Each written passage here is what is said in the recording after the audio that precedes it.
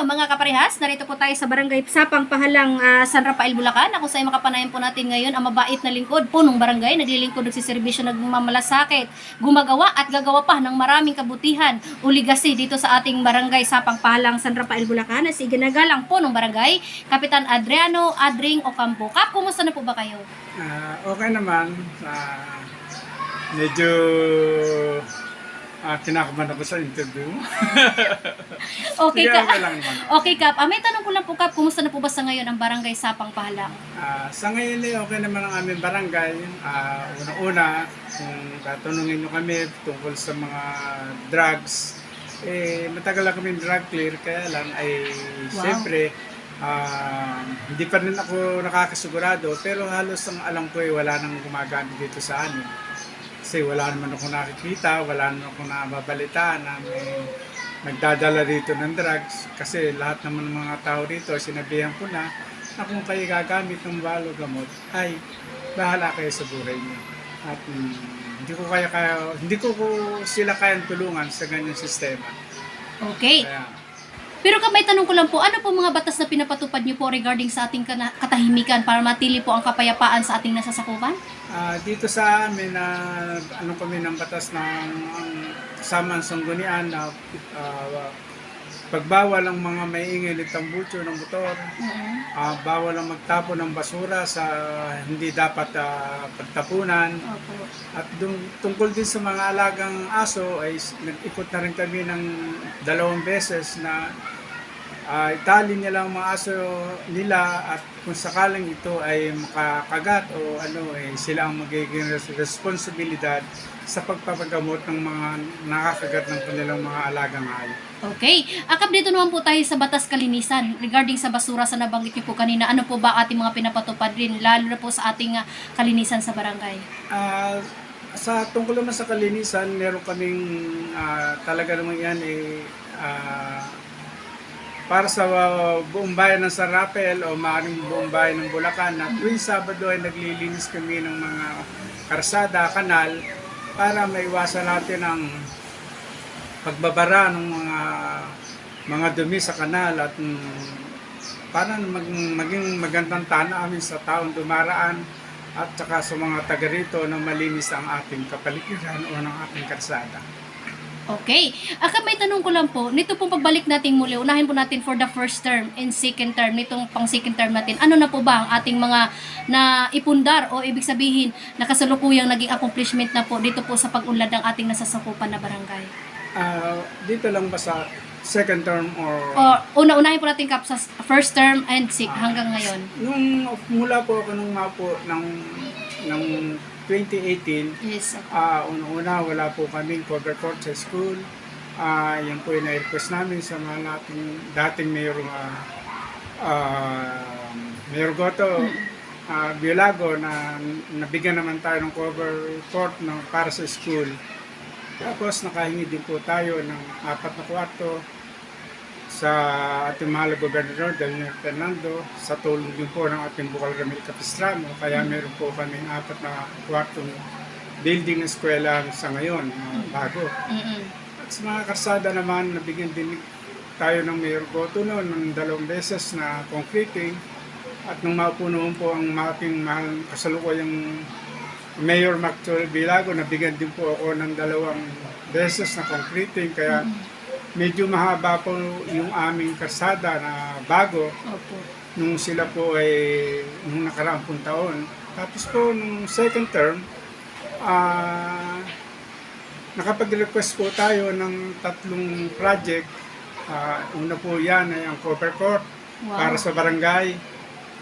Water system po para din po sa barangay sa Sitio Paso Mataas na napakaganda po, at nakakuha po kami ng napakagandang tubig, malakas, malinaw.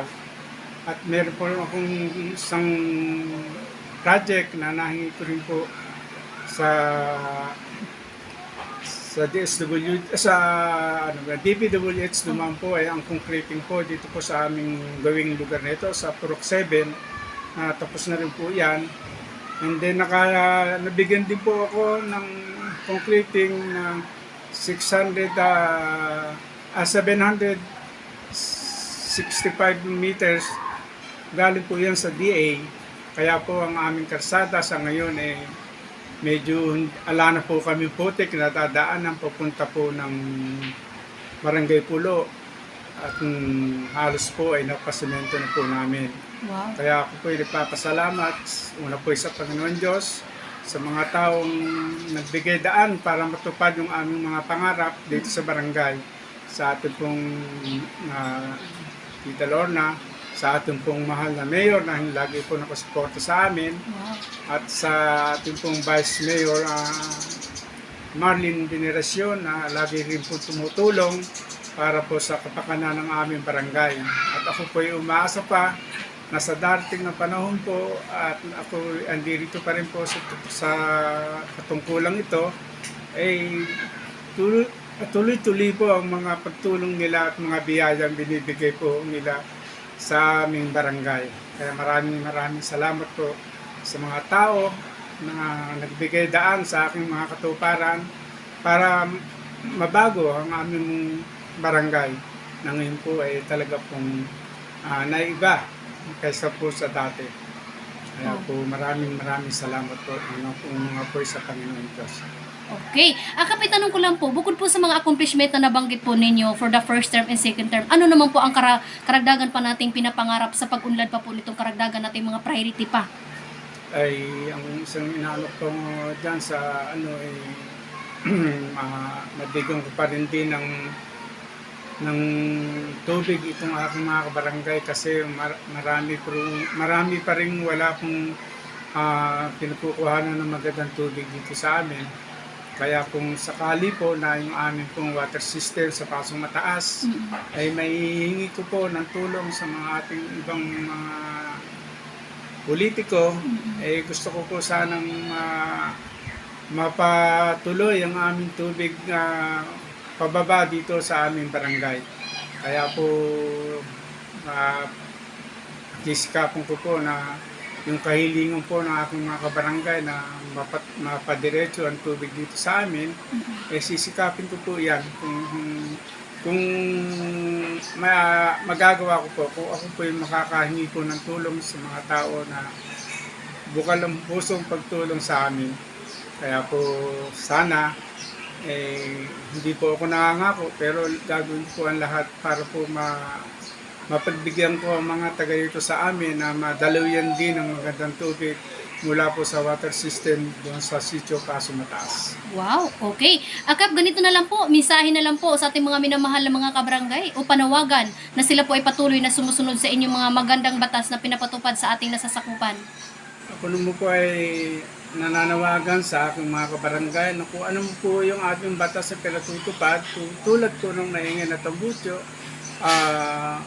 kalinisan para po sa barangay, at yung pong ating mga alagang aso, sana naman po bigyan nyo ng pansin.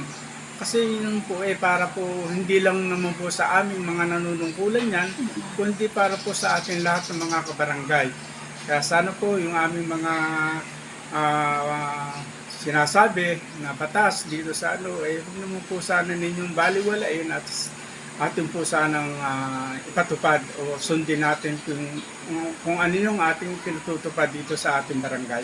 Okay. So, mensahe nyo na lang po, Kap, lalo po sa inyong mga kasamahan na naglilingkod sa ating barangay, lalo po sa inyong mga voluntary o barangay worker at sa ating mga kagawad. Sa akin naman po mga kasamahan bilang po ang isang punong barangay, sa aking mga kagawad, sana po wag na po natin pairalin ng politika. Ang pairalin po natin ay tayo po maglingkod ng tapat at tama sa ating barangay. Kalimutan po natin muna yung eleksyon o politika. Kasi po hindi po tayo magtatagumpay sa ating mga hangarin, mga pangarap dito sa barangay kung tayo po ay hindi magkakaisa sa bawat isang nating gawain dito sa barangay. At sa akin lang po mga volunteer, ako naman po ay nasisihan tulad po ng aking mga mother leader, BHW. Sumusunod naman po sila sa akin at sana po ay pagpatuloy nyo ang inyong magandang paglilingkod sa barangay at nang tayo ay ika nga hindi mapag-iwanan ng mga ibang barangay na malalaki kaysa sa amin. Okay, yan po ang pinakamagandang mensahe ng ating punong barangay dito po sa barangay Sapang Pahalang, San Rafael, Bulacan. Ayon po kay Kap ay tunay na pagsiservisyo at tunay na pagmamalasakit, isang tabi muna ang politika. Okay po, magandang araw po mga kaparehas. Sa kapanay po natin ngayon ang butihing lingkod punong barangay dito po sa barangay Sapang Pahalang, San Rafael, Bulacan, na si ginagalang punong barangay Kapitan Adriano Andring Ocampo, ang ating butihing lingkod po dito mga kaparehas. Okay po mga kaparehas, Lay Castro po ng Parehas News. Ingat-ingat po kay Kap in your family. God bless us all. Mabuhay po kay Kap hanggat gusto ninyo.